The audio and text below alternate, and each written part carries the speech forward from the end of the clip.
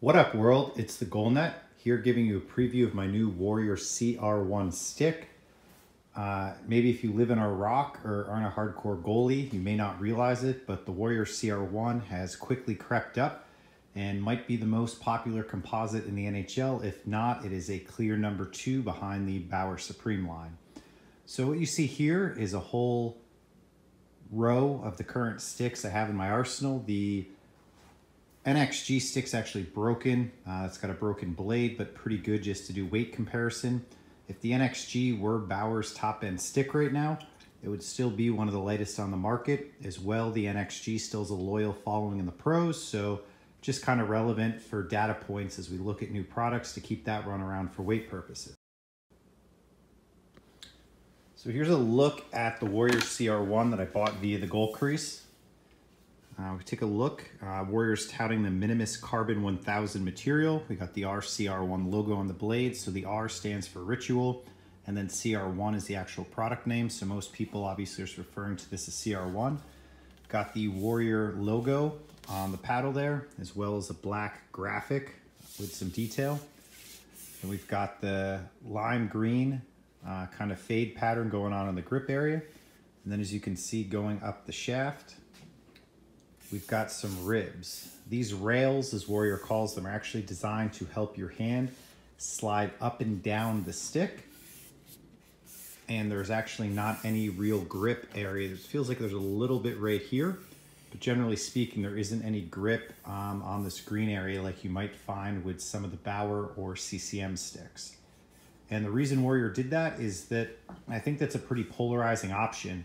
I personally love having the grip coating right here, but just as many goalies that like it, like myself, hate it and find that when they go to slide their hand up the stick to play the puck or back down to get back in their stance, that their hand gets caught up in the rubber. Again, I'm always one that's a little reluctant to buy that because I think that most guys put tape in this area if they're not using the rubber grip. So I feel like adding the rubber grip doesn't necessarily hurt anything, and just tape over it if you don't like it. And for guys like me that love the rubber grip, it's there. But that's a preference thing, and it's honestly a bias. Like I said, I love the feel of those tacky rubber grips. They're not for everybody, so I miss them. But on the flip side, you know, it's not really anything Warrior's done wrong. They just took a different approach, and when I actually get this stick on the ice, I may love the three-dimensional ribbed gripping here. So we go up the shaft. This is equipped with Vibex, which is actually a vibration dampening system that's Warrior's been using since 2014 in their older composite sticks. It's used on the CR1, 2, and 3. And this is actually motorcycle dampening technology that came out of the grip and handlebar industry, which Warrior's adopted to hockey. In terms of what I got, 25-inch paddle, Mrazek curve, which is pretty close to a CCM price curve. We'll get some better looks at that later. And then we've got the actual ritual spelled out, the CR1 logo, and then we've got the Warrior logo here in the butt end cap of the stick. So just first impressions, pulling this out of the box. I don't know if anybody tuned in yesterday, I actually did a live unboxing on Instagram. Feels very, very light. Definitely wouldn't say it's the lightest stick of the bunch. I kind of know that's going to be the 1S going into this because that is the lightest stick on the market. But generally speaking, I mean, it does feel light and the balance is really good. Like, it just feels nice in my hand.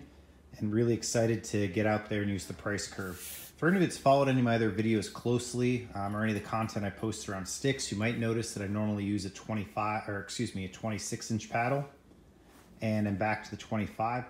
The reason being is that when hockey used to be quite a bit more serious, I used a 25-inch paddle. I'm about 6'2", and the reason I used the 25-inch paddle is that I felt like it just set my hands really well in the butterfly, which is great for blocker saves and then obviously stick saves, and just was kind of an itch I had to scratch going back to the smaller paddle. So I have this stick, and I also have one more stick coming in the mail that'll be a similar curve, and that stick's 25 as well. So I'll definitely be using a 25-inch paddle for, you know, probably the next 6 to 12 months, depending on how I like it. And as I mentioned, I got the itch, just looking at a couple of pictures of myself playing, not necessarily loving where my blocker was set at, and talking to some other goalies that are much taller than myself. You know, again, I'm about 6'2", so guys that are 6'3", 6'4", using 25 and a half inch paddles. Made me think it's definitely worth a try going back to the shorter. So again, for any of the hardcore fans out there that notice this might be shorter, that's the reason why. So let's dive into the weights of these sticks. All right, so let's turn on our scale here.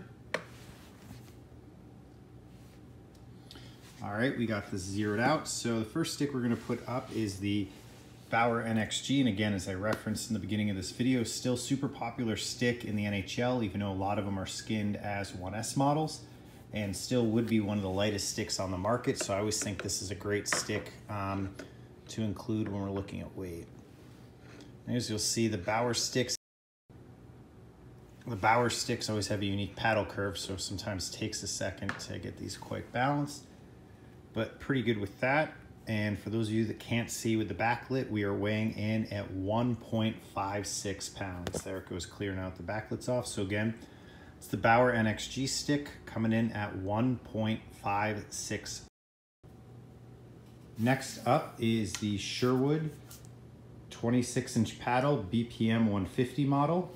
This one's a little bit unfair maybe to weigh because I do have my Russian brand grip, silicone grip, and as well, maybe a lot of people saw this on Instagram the other week, but my spray-on coating messing around with, because this stick as well as the Warrior did not have a grip and just wanted to see what it was like to make my own, so I used Rust-Oleum plastic spray.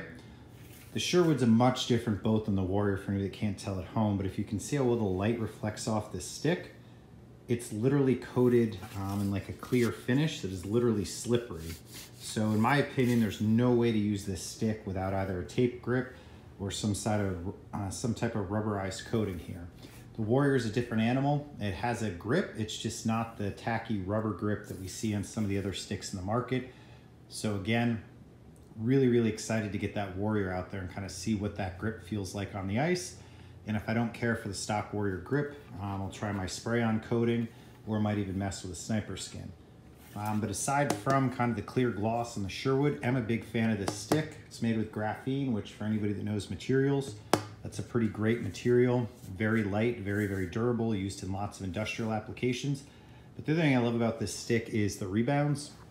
Rebounds come flying off this thing. Very similar to how Reebok starting the conversation back with it was the P4s, the XLTs, and then carried on with Bauer with Odin, Brian's with the new optic pads, as everybody wants the hot rebounds that go into the corner. I just find the rebounds fly off this stick, and just been kind of testing that hypothesis lately. So I've been using this a ton lately.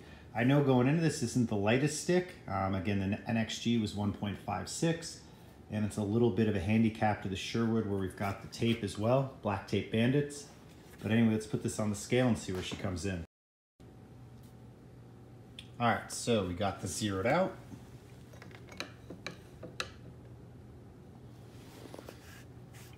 So the Sherwood is coming in at 1.64, so about 1/10 of a pound heavier than the NXG. But keep in mind, this has the rubber grip, the spray coated grip, and the tape. So without actually taking these off and measuring them, I can almost guarantee that the Sherwood is probably about the same weight as our NXG stick. Next up is a Pro Stock Bauer 1S stick. You can see not currently taped or doesn't have a grip knob at the top, but this is Pro Stock 1S in pretty good condition here. And you can see on the name badge there, just confirming, even though it's Pro Stock, top is the curve, the paddle, the brake, and if there were anything other than a 1S, right below 87, it would say something like R6000 or NXG. And the other key that this is a true 1S stick when we look at the Pro Stocks are the wide carbon fiber. Only the 1S line has that. The older Bauer models use the Integra fiber, which looked much different. I guess while we got the both sticks out, you can see side by side the weave pattern versus the large checkerboard. And as I mentioned, this one's broken. You can see huge break in the blade right there. But anyway, let's get the 1S on the scale.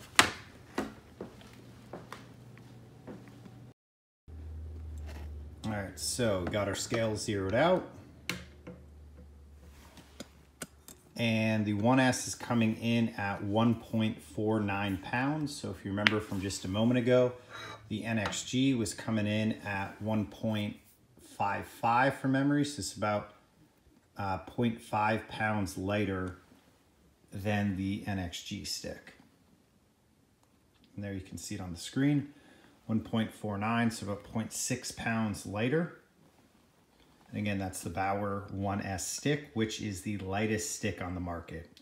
So maybe a little bit, you know, we know the Warrior is not going to come in quite as light, but again, it's a great balance from what I hear of actual stick balance, durability, and weight. So let's get the Warrior on the scale next and see where she comes in.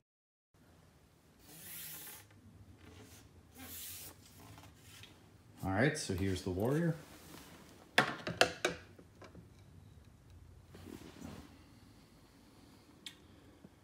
So the Warrior is coming in at 1.57, and in full disclosure, this is a basic food scale, maybe not the most highest accuracy scale that we could be using. So I will call 1.55 for an NXG and 1.57 for the Warrior, basically the same weight class.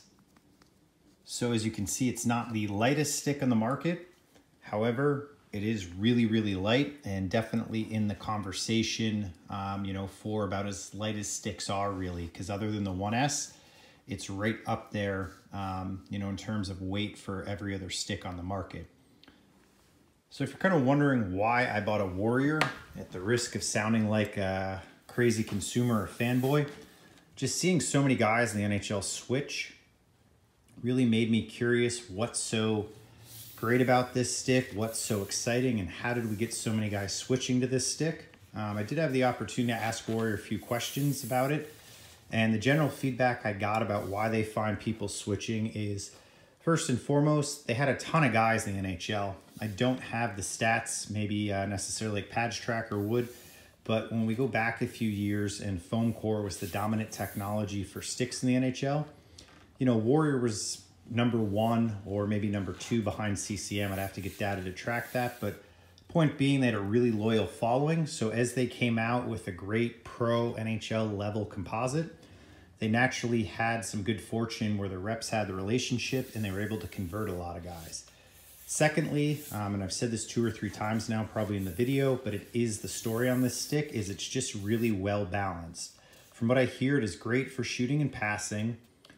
It's a very light stick, and again, people may be watching this going, it's not the lightest. It's not, but there's more to just being the lightest stick on the market. They're telling me the durability is insane, and the feel is really great with the Vibex technology. So why are people using the Warrior? First off, people trusted the Warrior, already being Warrior stick users. And then secondly, if they converted out of another brand, it's because of the great combination of lightweight, balanced feel, holding the stick, the Vibex technology, we'll see how the rail grip factors into it, and shooting. So it's just overall supposed to be a fantastic stick. So I'm really excited to get this on the ice. I'm probably, maybe just because I'm so excited about this thing, just gonna jump right into a game.